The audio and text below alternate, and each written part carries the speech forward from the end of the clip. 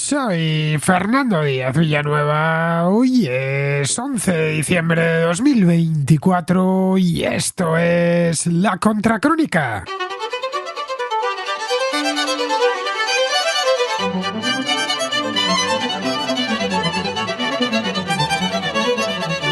Tras el derrocamiento de Bashar al-Assad, su último primer ministro, Mohamed Ghazi al-Jalali, fue confirmado en su puesto por los rebeldes que tomaron Damasco, pero no es él quien manda allí. La capital la controla de forma directa el grupo islamista Hayat Tahrir al-Sham. En los últimos años, este grupo ha intentado distanciarse de su pasada relación con Al-Qaeda y con el Estado Islámico. Por de pronto han prometido un gobierno representativo y tolerancia religiosa en un país caracterizado por la diversidad étnica y también religiosa. El lunes anunciaron una amnistía general para todos los soldados reclutados por el ejército sirio en la fina al-Assad.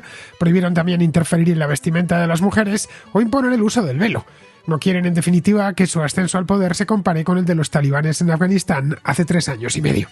Aunque Damasco sigue en estado de shock tras los acontecimientos de los últimos días, poco a poco la actividad administrativa se ha ido recuperando. Para las potencias extranjeras, que el traspaso de poderes sea pacífico y acordado es una ventaja, ya que les permitirá adaptarse a la nueva realidad política en Siria. El gobierno iraní, por ejemplo, ya ha confirmado que tienen abierta una línea directa de comunicación con los nuevos dueños del país. Para Irán, la principal preocupación es si el sucesor de Assad alejará a Siria de la órbita iraní. Siria le da a Irán acceso directo al Mediterráneo y, lo más importante de todo, frontera terrestre con el Líbano e Israel. Un gobierno hostil les privaría de todo ello. Algo similar sucede con Rusia, que cuenta con una base naval en el puerto de Tartus y otra aérea en Latakia. Si las pierden, su posición en el Mediterráneo quedará muy debilitada. Israel, por su parte, se ha apoderado de la zona desmilitarizada en los Altos del Golán, arguye en motivos de seguridad. Por lo demás, los israelíes se han mostrado muy activos en los últimos días. Han atacado cientos de emplazamientos donde aseguran que el régimen de Assad albergaba armas químicas. En principio, nada nuevo. En los últimos años, la aviación israelí ha atacado muchas veces el interior de Siria para desgastar a Irán y a sus aliados de Hezbollah. En Estados Unidos, donde todo esto ha sucedido en plena transición presidencial, observan desde lejos el curso de los acontecimientos. El temor del Pentágono, que cuenta con un pequeño contingente sobre el terreno en el desierto sirio, es que las milicias asociadas al Estado Islámico aprovechen la inestabilidad para reconstruirse en el interior del país. Una vez rehechas, tratarán de reiniciar la peor fase de la guerra civil, la que protagonizó el Estado Islámico entre 2015 y 2018. El mismo domingo, la Casa Blanca ordenó que se realizasen una serie de ataques selectivos sobre estas milicias. Entretanto, el nuevo hombre fuerte de Siria es Abu Mohamed al-Golani, que ha recuperado su apellido original, al-Shara, con idea de trasladar tranquilidad y confianza a sus aliados y a la comunidad internacional. Al-Golani tiene un pasado muy comprometido, militó en Al-Qaeda durante años y es un misterio si la transformación personal y política que dice haber realizado es cierta o por el contrario se trata de una estratagema para hacerse con todo el poder sin encontrar resistencia.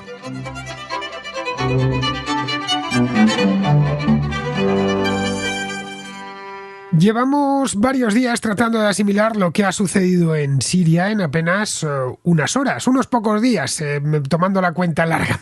Ya os dije yo el lunes que esto me iba a llevar a analizar, destripar todo lo que había sucedido, me iba a llevar lo menos 3 o 4 días, tal vez toda la semana, aunque mañana mi intención es ya abordar otro tema con un invitado. Pero hoy sí que os voy a hablar de Siria porque me han ido quedando flecos, me han ido quedando asuntos de los 2 últimos programas, tanto desde el programa del lunes, que lo hice un tanto en caliente porque acababan de suceder los acontecimientos, acababan de tomar Damasco, los rebeldes, como el que hice ayer, ya mucho más sereno, tranquilo y reflexionado con Alberto Garín. Bien, pues tal y como comentábamos ayer Alberto y yo en la Contracrónica, el futuro del país es muy incierto y no ya en el medio plazo.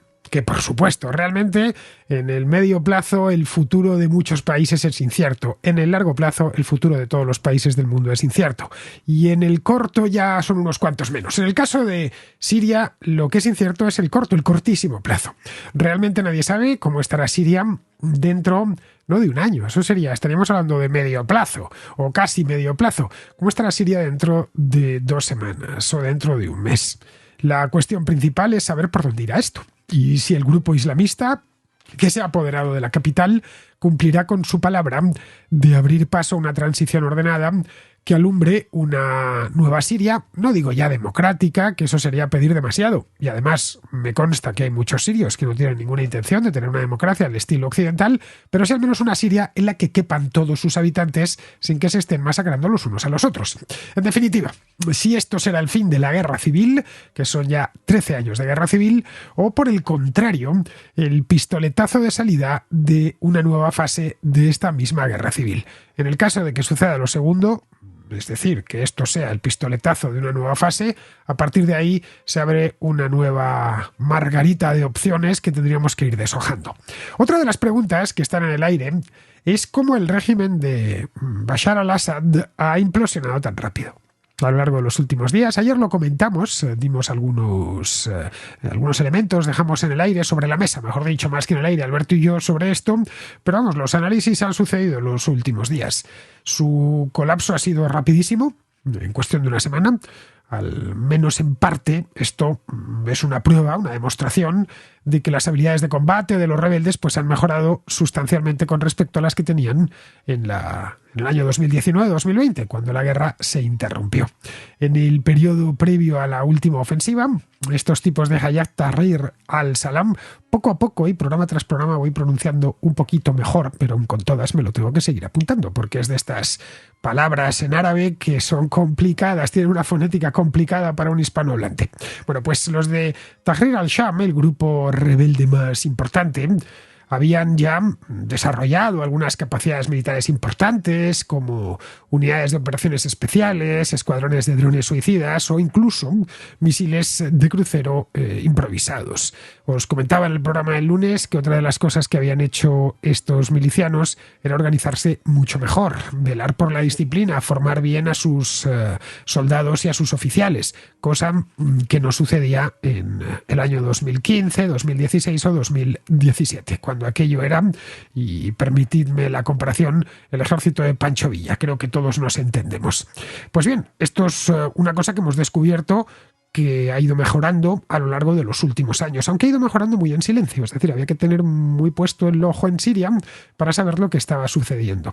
También influyó que los grupos rebeldes dejaron de lado sus diferencias para centrarse en un objetivo común, que era derrocar a Bashar al-Assad. Aquí voy a hacer una pequeña pausa para explicar la razón por la cual llamo a los rebeldes sirios. Lo digo porque a lo largo de los dos últimos programas, algunos contraescuchas me lo han afeado en los comentarios y me gusta dar respuesta a este tipo de cosas. Los llamo rebeldes porque es un grupo muy heterogéneo, en el que hay de todo. Me dicen que no son rebeldes, que son terroristas islámicos, y sí, efectivamente, dentro de ese grupo tan vasto y heterogéneo, pues hay terroristas islámicos, pero también los hay que no son terroristas islámicos, que no forman parte de Al-Qaeda, ni del Estado Islámico, ni nada de eso. Es decir, entre la coalición contra Bashar al-Assad hay de todo. Y cuando digo hay de todo, hay de todo. Todas las sensibilidades que uno se puede imaginar, hasta las más proeuropeas y prooccidentales, las encontramos. Por lo tanto, el único modo de llamarlos es rebeldes, porque se rebelaron hace ya unos cuantos años contra Bashar al-Assad. Ahora ya habrá que empezar a dejar de llamarles rebeldes, porque ya no, por lo menos, mientras no se constituya un gobierno. Cuando se constituya un gobierno, si tiene una rebelión, pues habrá unos nuevos rebeldes. Bien, esa es la razón por la cual tanto yo mismo, a lo largo de los dos últimos programas, como Alberto ayer, los referíamos a ellos como rebeldes. No por nada, no cargábamos la palabra con nada, era meramente descriptiva. Podríamos haberlos llamado sublevados, que hubiera significado algo más parecido, pero vamos, escogimos, y creo que es lo que ha escogido prácticamente toda la prensa, el término rebeldes, ya que estos movimientos tan diversos y variados pues son difíciles de nombrar cuando tienes a tanta gente persiguiendo un objetivo común, al menos temporalmente, que es lo que ha pasado con esto. Bien, el tema es que todo esto que os decía, lo que ha mejorado, las milicias estas de Tahrir al-Sham, o incluso otras de los rebeldes, la manera en la que se han preparado, todo esto lo podría haber neutralizado un gobierno con un ejército concebido para luchar contra este tipo de grupos insurgentes. Pero ese no parecía ser el caso del ejército sirio de al-Assad, que recordemos, y esto es importante, sin la ayuda iraní y rusa. Es un régimen que habría sucumbido ya hace muchos años. Bashar y su padre, Hafez al-Assad, moldearon las fuerzas armadas para contrarrestar o impedir o poner difícil la mayor amenaza que enfrentaba el régimen, en aquel entonces, que eran los golpes militares. En Oriente Medio y, por supuesto, en Siria, los golpes militares han sido endémicos desde el final de la Segunda Guerra Mundial.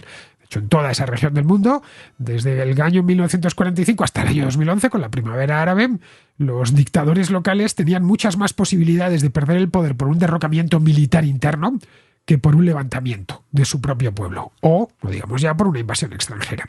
Hafez al-Assad, que como comentábamos ayer, tomó el poder en el año 1970, después de un periodo de un par de décadas en los que, lo contaba ayer Alberto, hubo como algo así como 20 golpes de Estado, pues lo que trató de hacer es asegurarse que su golpe fuera el último del país, que a partir de ahí él conocía bien porque había dado el último golpe él personalmente, así que trató de evitar que le sucediese a él lo que él le había hecho al anterior.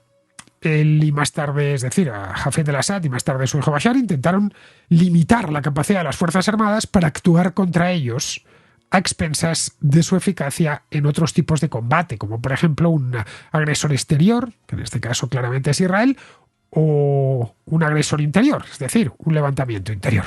Los Assad adoptaron varias medidas dentro del ejército, que se demostraron muy exitosas porque ha sido un régimen muy largo, de más de medio siglo. El padre estuvo mandando 30 años hasta que se murió y el hijo 24 años. Y si le dejamos un poquito más, alcanza el cuarto del siglo. Bien, pues y hubiera alcanzado incluso a su propio padre, hubiera gobernado otros 30 años. Bien, estas medidas lo que buscaban era priorizar la lealtad sobre la competencia, al menos para los altos oficiales. A su vez descuidaba el entrenamiento. Crearon varias agencias de inteligencia o servicios de información dentro del propio ejército para vigilar a los militares. Es decir, hizo todo lo que no debía hacer un jefe, como priorizar la fidelidad perruna sobre la capacidad o la competencia. Bien, pues eso mismo es lo que hicieron los Assad, los dos, padre e hijo, con los militares. Estas medidas, eso sí, consiguieron lo que buscaban, que era evitar nuevos golpes de Estado, pero impidieron que las Fuerzas Armadas estuviesen convenientemente preparadas para luchar contra insurgencias en el interior del país, o contra enemigos externos de cierta entidad, como es el caso de Israel, donde los sirios una y otra vez fracasaron. Padre e hijo llenaron la parte alta del escalafón militar con un pequeño círculo de familiares, gente muy cercana, si no eran familiares, gente muy muy cercana, de lealtad que se dice acrisolada hacia el presidente y hacia la familia del presidente. De hecho, hay un detalle que leía el otro día que es muy revelador. Como este que nos contaba Alberto ayer de los sirios que vivían en el Líbano y que habían salido en los últimos meses a raíz de la guerra con Israel, habían salido un montón de ellos. Son estas cosas que suceden un poco entre bambalinas, pero explican bastante cuando ya ha sucedido lo gordo. Hafez al-Assad organizó el ejército en 5 divisiones, el ejército sirio. A pesar de que tenía efectivos para más, tenía efectivos para un mínimo de 9. ¿Por qué lo hizo? Pues al parecer lo hizo porque solo pudo encontrar 5 generales de división en los que confiara de forma ciega, pero se confiara plenamente. Tampoco buscó que el ejército estuviese bien integrado entre sí. Es decir, que los militares, los oficiales se llevasen bien entre ellos, los generales, ya que un ejército unificado y armonioso podría darle más fácilmente un golpe de Estado. Invitaría a las conjuras en su interior. Él mismo había sido, Hafez al-Assad, un militar conspirador. Sabía perfectamente cómo funcionaba eso. Bien, esta desorganización, esta desunión continuaron hasta la guerra civil siria. Y más allá han seguido hasta el momento presente. Los altos oficiales sirios se peleaban con frecuencia, los problemas de disciplina eran continuos y en ocasiones incluso se producían enfrentamientos físicos y tiroteos entre los oficiales superiores. Pero esto ha sucedido en el ejército sirio hasta este domingo. Otro problema que impidió a Bashar al-Assad responder en condiciones al levantamiento popular del año 2011 fue la superposición de los servicios de información, de inteligencia, que competían entre ellos, tenían restricciones al intercambio de información, les limitaban además el entrenamiento les restringían el entrenamiento en zonas urbanas, porque es donde se dan los golpes de Estado, en las ciudades. Así, décadas y décadas, acumulando leales, muchos de ellos provenientes de la costa del Mediterráneo, donde están los alauitas de los que hablábamos ayer, leales entre los altos oficiales, pues lo que produjeron, aparte de un desorden generalizado, fue mucho resentimiento entre otros oficiales y entre la tropa. Cuando empezó la guerra civil en 2011, el ejército ya estaba desmoralizado y buena parte de la tropa simpatizaba con los manifestantes. En 2013, cuando se metieron de lleno en la guerra los iraníes, lo primero que vieron estos iraníes es que el ejército de Bashar al-Assad era un desastre, un completo desastre, que no estaba preparado y que no sabía combatir contra insurgentes, que habían ido apareciendo por todo el país. 2 años más tarde, en 2015, ya entraron, los rusos entraron con todo y observaron lo mismo. A partir de ahí, pues ya al-Assad se puso en manos de iraníes y rusos y de las compañías privadas de defensa rusas como el grupo Wagner, que sí sabían combatir y que fueron quienes consiguieron mantener el poder. En el momento en el que estos dos se han esfumado, el régimen se ha quedado sin su único apoyo real. Bien, de todo esto se han beneficiado los rebeldes. Sabían que mientras las milicias de Hezbollah y la aviación rusa estuviesen sobre el terreno, poco tenían que hacer, salvo mantener sus posiciones en el norte protegidos por los turcos. En Moscú y en Teherán dieron por bueno la situación, que Turquía extendiese una franja de seguridad junto a su frontera y que los kurdos, ya en la parte este del país, que están respaldados por Occidente, los de Rojava, se quedasen con el cuadrante noreste. Pero al menos el resto del país, la parte más rica, las principales ciudades estaban en sus manos. Han sido las guerras de Gaza, el Líbano y Ucrania las que han desequilibrado la balanza. Luego tenemos lo que nos comentaba ayer Alberto. En el Líbano, que Alberto lo había oído unos analistas franceses, y los franceses de temas sirios y libaneses saben porque fueron los encargados, los franceses de hace 100 años, claro, los encargados de montar un protectorado allí después de la Primera Guerra Mundial, y ahí en las universidades francesas y en la prensa francesa los temas del Líbano y los temas de Siria se llevan bastante bien porque hay buenos especialistas. Pues lo comentaba Alberto ayer que había cientos de miles de sirios jóvenes que habían ido instalándose en el país a lo largo de la última década. Sabían que si regresaban pues serían detenidos y ejecutados. Pero muchos, a raíz de los problemas que se han presentado en el Líbano durante el último año, por la guerra de Gaza, que después se extendió al sur del Líbano, lo que decidieron fue regresar al norte de Siria y ponerse al servicio de las milicias rebeldes, que son las que en poco más de una semana han dado el tiro de gracia al régimen. Lo que no saben es lo que pasará ahora, claro. Todos estos que abandonaron el Líbano para integrarse en esas milicias. Y surge aquí una nueva pregunta.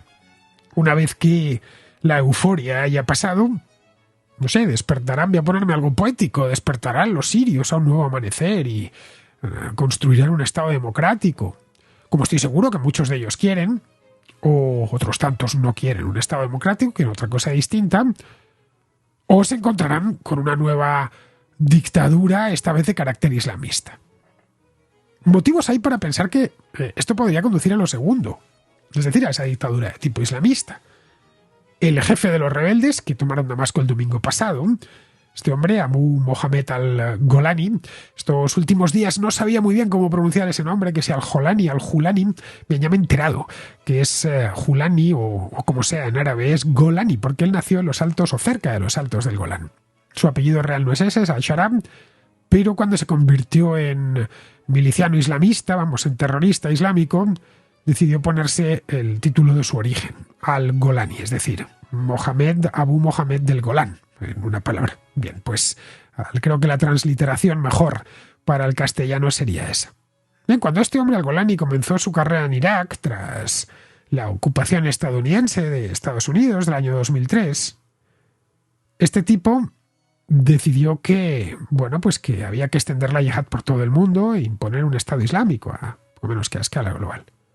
En un documental que dieron en televisión en Estados Unidos, en la PBS, la cadena pública, admitió que recibió $50.000 para expandir el Estado Islámico en Siria, por orden del jefe del Estado Islámico en aquel momento, Abu Bakr al-Baghdadi. Aquí tenemos otro caso de al-Baghdadi, es decir, Abu Bakr de Bagdad.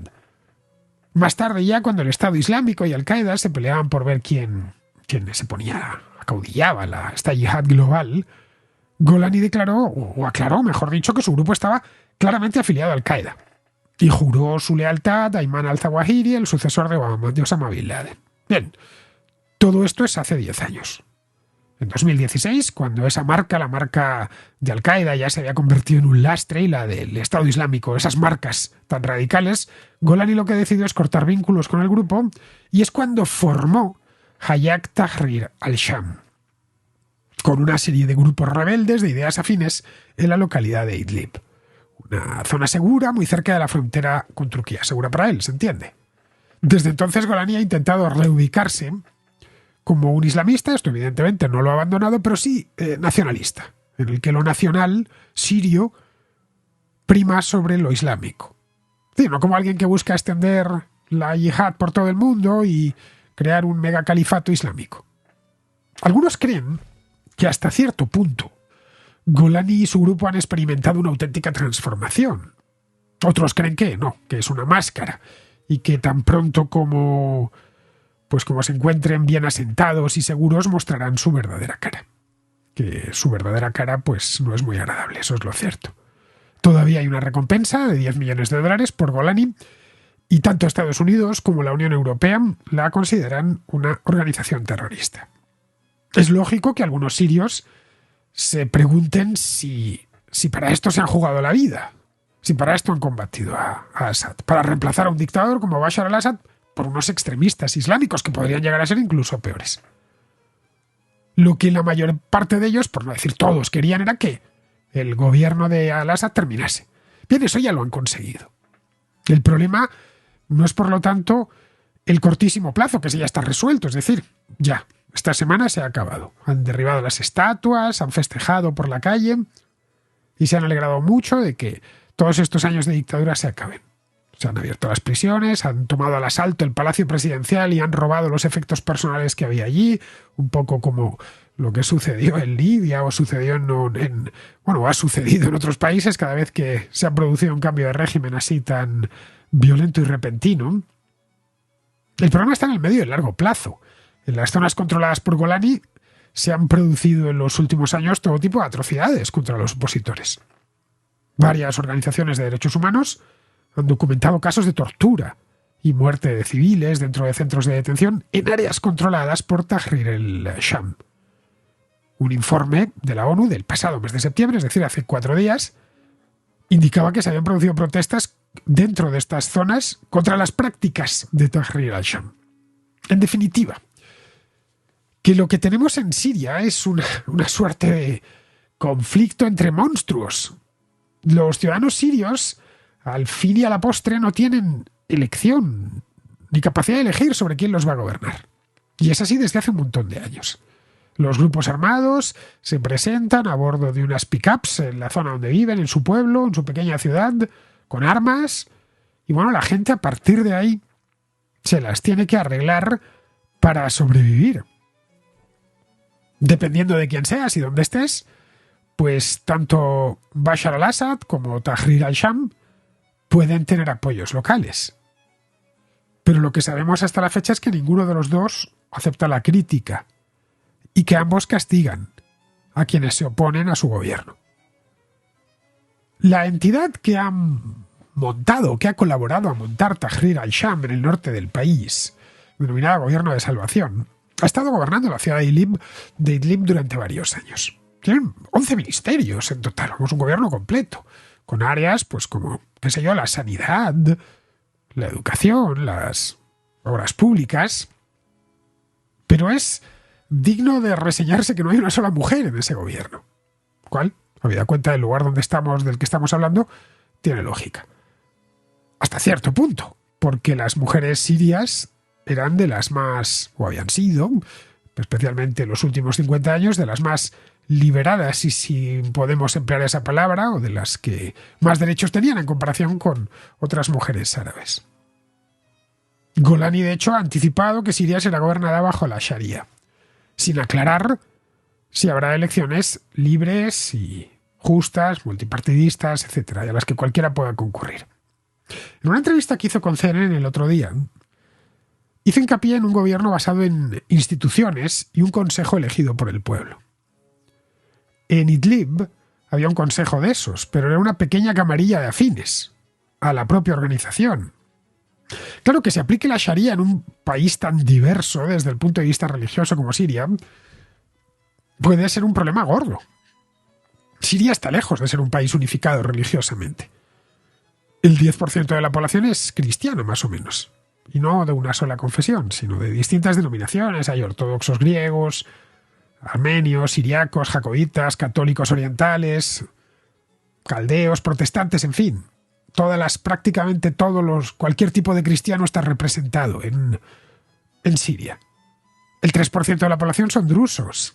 Y el resto, musulmanes sunitas, chiitas, alawitas, ismaelitas o yezidíes. Vamos, que no hay posibilidad de un gobierno islámico, que aquello no es Afganistán, porque una buena parte del país no lo aceptaría. No lo harían los cristianos o los drusos, pero tampoco la mayor parte de los musulmanes. Golani, de cualquier modo, sabe que este es su momento y que no puede dar un paso en falso. Se ha presentado como un joven sirio que hace 20 años se enfadó muchísimo y se indignó por la ocupación estadounidense de Irak. Y eso le llevó por el mal camino del Estado Islámico y de Al-Qaeda, hasta que encontró pues su camino de regreso. A la CNN, cuando se lo echaron en cara, les dijo que bueno, que tenía 20 años, que a los 20 años pues uno tiene un carácter diferente, a que a los 30 o a los 40, ahora mismo él tiene 42. Que eso era la naturaleza humana. Bueno, ha cambiado hasta de vestimenta, ya no se pone el turbante ni la túnica, va vestido de militar o al uso occidental, con una chaqueta y una camisa. Hasta ha cambiado su apellido. Ha recuperado el apellido de familia, o el nombre de familia, su verdadero nombre, de pila diríamos, si fuese cristiano, es Ahmed Hussein al-Shara. Ha insistido en que su principal tarea es reconstruir un país desgarrado por la guerra, pero claro, hay fuertes sospechas de que en el fondo sigue siendo un extremista y un autoritario. Deshacerse de esa imagen requerirá mucho más que una buena campaña de relaciones públicas o algunas entrevistas en los medios occidentales.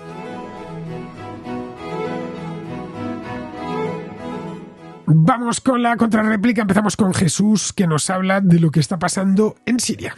Nada, un breve comentario sobre la situación de Siria, ¿no? Y el programa que has hecho ayer, ¿no? Que está muy bien. Eh, Veo con bastante estupor, no sorpresa, pero sí estupor, cómo muchos medios de comunicación en España, y no solamente a nivel europeo, también en Estados Unidos, principalmente, ¿no? Hispanoamérica también, tratan el tema de Siria como si como si hubiese llegado un ejército libertario, y que ha acabado con el régimen de Al-Assad, y ahora pues va a llegar, no sé, va a llegar una etapa de modernidad, de libertad, de democracia, ¿no? Lo veo con mucho estupor, ¿no? Porque la situación es mucho más compleja, ¿no? Si bien tenemos, por un lado, tuvimos un régimen dictatorial que se remonta desde los años 70, pues por un lado, los que han llegado, o sea, no es que sean mejor que el que ahora está refugiado en Moscú, ¿no? Y sobre todo teniendo en cuenta que si hay un país que tiene una gran diversidad en cuanto a tribus y sociedad, es Siria, ¿no? Tenemos cristianos, musulmanes, tenemos kurdos, drusos, y sin mencionar las diferentes tensiones que se han ocurrido entre países que tienen mucha influencia, ¿no? En Siria, ¿no? El caso de Rusia, ¿no? La Rusia de Putin, el régimen de los ayatolás iraníes, el, la Turquía de Erdogan, ¿no? Que está echando por tierra todo lo que en su día había hecho Ataturk. No sé, me parece que se está dando o se está tratando en estos medios de información de un modo muy trivial, ¿no? La situación de Siria, ¿no?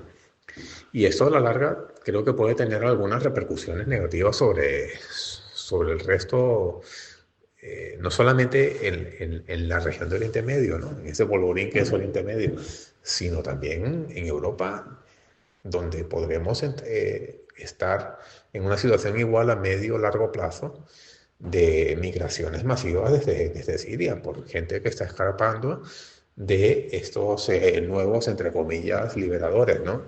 Eh, porque la verdad que, o sea, viendo cómo son estas personas que están allí, o sea, estos combatientes, estos milicianos musulmanes, no los veo yo en línea de una democracia occidental. Los veo más alineados con los talibanes afganos o incluso con ciertas situaciones o con ciertos regímenes monárquicos, como por ejemplo puede ser el saudí, ¿no? Donde prácticamente pues la mujer no tiene ningún derecho. Bueno, sin más, Fernando, era un breve comentario, ¿eh? Venga, pues muchas gracias y bueno, pues gracias por tu trabajo. Adiós. Bueno, Jesús, ya sabes que se tiende a simplificar y a dividir en bandos. En fin, si unos son malos, caso de Bashar al-Assad, pues los otros tienen necesariamente que ser buenos. Ese maniqueísmo es muy propio de los países occidentales porque también es muy propio de la mentalidad binaria tan nuestra. Ya sabes, bien, mal y nada entre medias. Esa mentalidad el marxismo la aprovechó al máximo y la puso a trabajar para su beneficio. En Siria se da además la circunstancia de que la situación es complejísima. El país en sí mismo es muy complejo, tal y como comentábamos ayer Alberto y yo. Eso complica aún más las cosas, porque hace difícil la interpretación de lo que sucede. A mí precisamente esa complejidad de Siria es lo que más me atrae de aquel país. Si fuera un cuento de buenos y malos acabaríamos antes y no tendría tanto interés, pero vamos, si dentro de unos meses, si no sucede lo que algunos creen que sucederá, una democracia inmaculada al estilo occidental o una suerte de régimen talibán, pues no se lo explicarán y perderán interés como sucedió con la primavera árabe pues hace ya unos años. Pero bueno, no olvides, esto es importante tenerlo en cuenta. Los occidentales tenemos con el mundo islámico del norte de África, Oriente Medio, el mundo islámico del centro de Asia o de Extremo Oriente es diferente, pero el que más cerca nos pilla. Tenemos una relación especular desde hace siglos. Nos miramos en ellos y proyectamos en ellos. Nuestras ilusiones, nuestros demonios, nuestras frustraciones, ellos hacen lo mismo con nosotros, ¿eh? La occidental y la islámica se miran y se estudian mutuamente desde la Edad Media. Por eso cada vez que sucede algo allí tendemos a proyectar. Y la primavera árabe recuerdo como cada uno quería ver una cosa distinta. Unos decían que lo que venían eran regímenes islamistas duros, otros que había sido un levantamiento más o menos comunista, otros que aquello era algo moderno y europeizante. Se confundieron el Cairo con Nueva York o con Berlín, qué sé yo. Algunos lo llamaban la revolución de las Blackberries, porque ese teléfono, que estaba muy de moda en aquel entonces, lo utilizaban los manifestantes para organizarse mediante mensajería encriptada. Al final no fue nada de lo que se había previsto. Cada país tomó una dirección distinta en función de su propia cultura política y de los equilibrios internos de los grupos de poder. Pues con Siria sucederá algo parecido. Pero no sabemos aún por dónde tirará la cosa. Puede continuar la guerra, puede llegar a un acuerdo entre los distintos grupos y crear, como comentaba ayer Alberto, una especie de Líbano a lo grande, o puede dividirse el país por las malas y que aquello sea un avispero intratable, como lo es, por ejemplo, Somalia o Libia. Siria, eso sí, tiene sus peculiaridades propias que hacen del pronóstico algo muy difícil, muy complicado, porque se trata de un país árabe muy estratégico, que en tiempos llegó a ser incluso muy influyente en el mundo árabe. Bien, seguimos con Carlos, que nos habla de la propaganda prorrusa respecto a Siria. Muy buenas tardes, Fernando. Muy buenas tardes, Contraescuchas. Quería traer un tema que, a raíz de lo que ha pasado en Siria, pero no es algo relacionado directamente con los acontecimientos de Siria. Y es con el tema de la propaganda, sobre todo por parte de los grupos prorrusos. Yo sigo una cantidad enorme de canales en Telegram, sobre todo de la guerra ruso-ucraniana. Sigo canales de ambos bandos, que son más proactivos a lanzar propaganda de un bando que de otro. Y he encontrado una especie de paradoja en la propaganda rusa. La propaganda rusa con el tema de Oriente Medio en Siria era, al menos efectivamente, apoyar al antiguo régimen de Al-Assad a muerte. Con el tema palestino, igual, pro-palestino a muerte. Poco más que eso, que el régimen de Israel es nazi sionista, todo el rollo bueno, pero algo salvaje. Y a un nivel incluso, diría, más activo que de la guerra en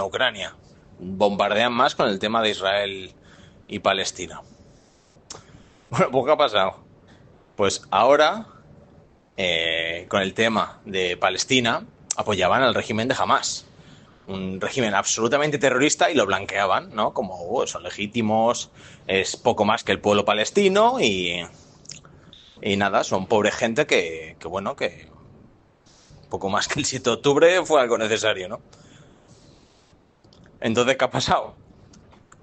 Que, que jamás ahora ha felicitado a, a los que al grupo, es que no sé pronunciarlo, Fernando, a ti te lo he visto intentar varias veces, al grupo este por sus siglas HTS. Ha felicitado la conquista, ¿no? Claro, la propaganda rusa estaba abiertamente en contra del avance de este grupo yihadista.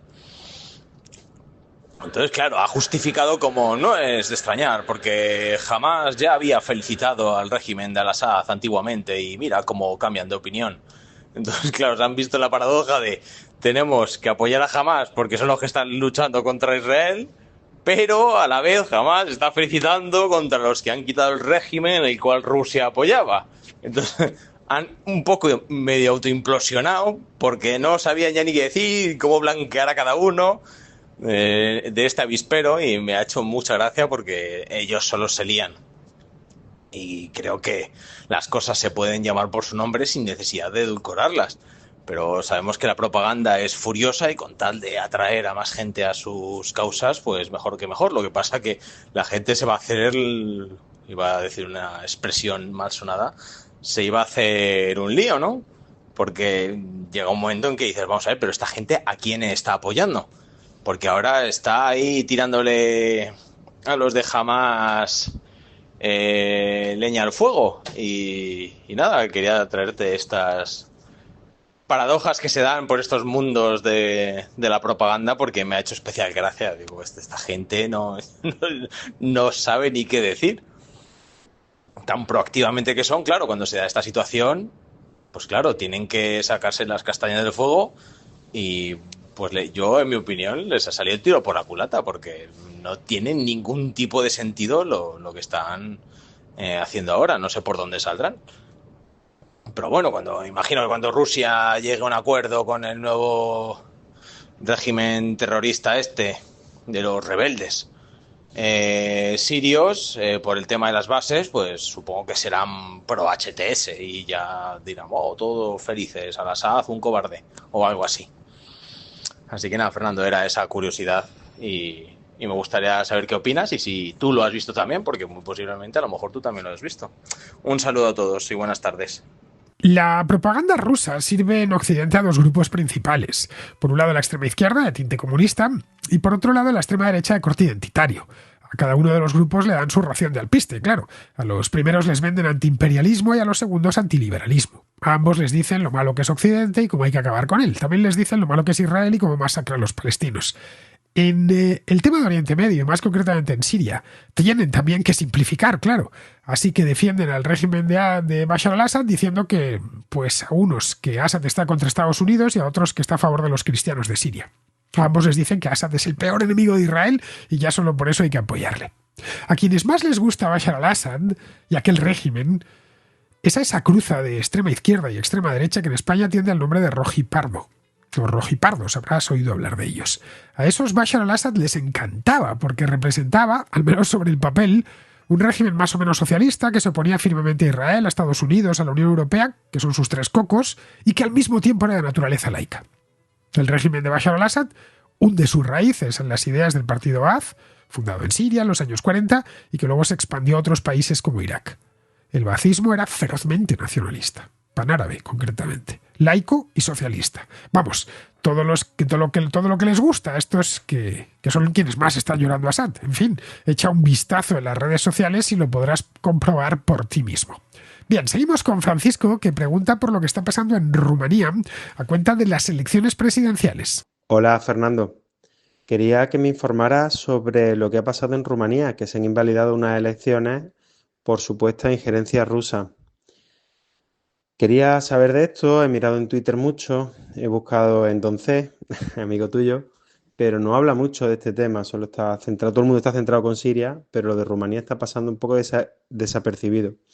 Bueno, pasando desapercibido, exceptuando por la derecha europea, o al menos la derecha europea que tenemos aquí en España, que es Vox, y su máximo exponente, que es Alonso DM, que por supuesto está encantado. Yo creo que Alonso ya lo conoces, creo que tenía un programa, si no lo recuerdo mal, y en el que le invitabas a participar, que es compañero tuyo. Y bueno, pues este activista, porque Alonso es activista, para quien no lo sepa, de derecha, bueno, pues han hecho las clásicas hipérboles, ¿no? De supuesto golpe de Estado de la Unión Europea y los del tribunal de allí, que supongo que será el Supremo, pues que han invalidado los resultados, que son todos socialistas y es un golpe de Estado, etcétera. Bueno, que están hiperventilando mucho. Y el problema de esto es que, claro, que si nadie responde a este tema, pues al final el único relato que existe es el de esta derecha hiperventilando. Y a mí me gustaría saber más, qué medidas se han tomado, qué es lo que ha pasado exactamente, en qué se está basando esta sospecha de injerencia, y si nos lo pudieras resumir, que tú eres muy bueno para eso, y de forma desapasionada y no activista, te lo agradeceré yo y seguro que muchos otros contraescuchas. Muchas gracias, Fernando, por tu programa y un saludo y abrazo a todos los contraescuchas. Alonso DM, esas son las iniciales de su apellido, él se apellida de Mendoza, fue compañero mío en la Gaceta de los Negocios hace ya muchos años. Él estaba de corresponsal en Bruselas y yo estaba en la sección de Economía en Madrid.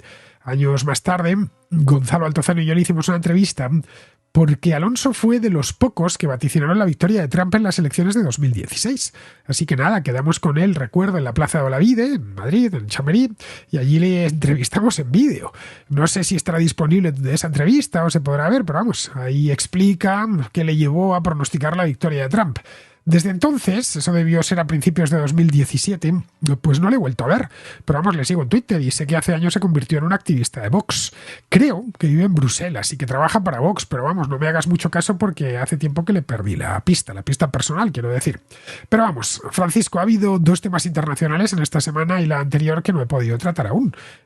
La Contra, pues ya sabes, tiene 4 programas a la semana y es uno al día y trato un tema monográfico. Uno es el de Corea del Sur y el otro el de Rumanía. Lo de Corea pensaba llevarlo el lunes, pero se metió de por medio lo de Siria, que es muy importante, mucho más importante, y lo tuve que dejar. En fin, ya lo recuperaré más adelante, al igual que lo de Rumanía. Pero vamos, por abreviar mucho. A ver, lo de Rumanía. En Rumanía lo que debían ser unas elecciones más presidenciales se ha convertido en un sainete, en un espectáculo total, que en fin, estamos todos disfrutando viendo qué pasa ahí porque no sabemos muy bien ni lo que pasa ni lo que va a pasar. Las elecciones presidenciales se han visto envueltas en una trama de espías, interferencias extranjeras y decisiones judiciales inesperadas y muy chocantes, por cierto. Todo comenzó con la primera vuelta de las elecciones, que fueron a final de noviembre, donde un candidato independiente llamado Călin Georgescu sorprendió a todos al ganar la primera vuelta con, creo que era un 23% de los votos, una cosa así. Bueno, Georgescu es conocido en Rumanía por su discurso anti-OTAN y su discurso prorruso. Y había estado utilizando TikTok como plataforma principal para su campaña. Ahí, al parecer, acumuló millones de seguidores y de visualizaciones. Y esto ya levantó las sospechas desde el principio. La pregunta que todos se hacían era, a ver, ¿cómo un candidato independiente que parte desde cero puede catapultarse al estrellato político tan rápido? La respuesta llegó en forma de acusaciones de interferencia rusa. No olvides que, aunque Rumanía no es fronterizo con Rusia, sí está cercano, fronterizo desde el punto de vista terrestre, es fronterizo con Moldavia, pero vamos, no con Rusia, pero le pilla muy cerca. Además fue un país de la Europa del Este, de la órbita de Moscú en su momento. Es decir, que allí lo tienen, el tema moscovita o el tema ruso lo tienen más cercano de lo que podemos tenerlo en España o en otros países de Occidente. Bien, pues eso era lo que a muchos les sorprendió. Y dijeron que había una interferencia rusa, con una serie de documentos que desclasificaron, que revelaron una campaña de desinformación orquestada desde Rusia. Entonces, el Tribunal Constitucional de Rumanía, una decisión completamente sin precedentes, esto fue el día 6 de diciembre, justo el día de nuestra Constitución, anuló la primera vuelta de las elecciones presidenciales. La justificación fue algo así como que se había observado una interferencia significativa que había manipulado el proceso electoral. La anulación vino acompañada de infinidad de críticas, claro, de todas partes. Georgescu, por supuesto, se quejó porque las había ganado. Y su oponente, la que iba a ser su oponente en la segunda vuelta, una europeísta que se llama Elena Lasconi, también criticó la decisión. llamó de todo al Tribunal Constitucional. Los rumanos son un poco como son en cierta medida latinos y tienen de sangre caliente. Había que leer sus declaraciones. El presidente en ejercicio, que se llama Klaus Iohannis, tranquilizó al país y diciendo que bueno, que Rumanía seguirá siendo estable y democrática. Pero es que el problema no se detuvo ahí. Los servicios de inteligencia rumanos revelaron que se habían gastado casi 1 millón de euros en una red de 25.000 cuentas de TikTok para animar y hacerle campaña a Gheorghiu, mientras que denunciaron ciberataques y una estrategia de desinformación al estilo ruso. Bien, esto, por supuesto, dentro del país ha llevado a un debate sobre la seguridad electoral, en la era digital, ya sabes, las democracias que no tienen ahora que, además de todos los problemas que ya tenían, pues tienen que lidiar con los algoritmos y con la influencia extranjera en redes sociales. El hecho es que el 1 de diciembre se celebraron elecciones legislativas, parlamentarias, y ahí sí, los resultados fueron más habituales. El Partido Socialdemócrata salió victorioso y luego estaba el partido de derecha, que tuvieron, que un resultado también muy bueno, no me lo sé de memoria, pero que fue una elección convencional. Bien, estos resultados sugieren que que lo de las presidenciales es lo que se ha ido a los titulares, pero la política de coaliciones sigue siendo el pan de cada día en Rumanía. El hecho es que, en fin, el país pues ahora está un poco en un terreno desconocido, con el proceso electoral presidencial reiniciado y todo por decidir. Claro, todos se preguntan qué es lo que va a pasar ahora. Pues no lo sabemos, ni nosotros ni ellos, porque aún no se ha fijado una fecha para repetir las elecciones y tampoco sabemos si Gheorghiu podrá volver a presentarse. Bien, vamos a ir terminando ya, vamos con Pizarro, que nos habla de Siria. La bandera, el nombre del mandamás y cuánto territorio se controlará realmente son incertidumbres a corto y medio plazo de alta complejidad. La seguridad absoluta de que el futuro sirio será violento, autoritario y mísero a corto y medio plazo tiene poca discusión. De momento toca esperar a ver en qué para el exitoso torbellino nacional islamista. Un cordial saludo de Pizarro. Y hasta aquí, queridos amigos, llega la contracrónica de hoy, 11 de diciembre. Estamos a miércoles, ¿no? Sí, 11 de diciembre, miércoles. Mañana será 12 y jueves y estaré aquí de vuelta. Hasta mañana.